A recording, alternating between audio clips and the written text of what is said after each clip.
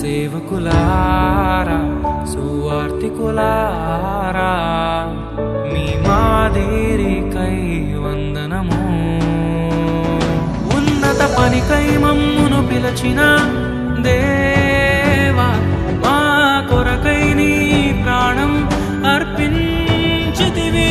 నీలో నిలచి ఉండుటే మా భాగ్యము, నీ కొరకై జీవించెదము.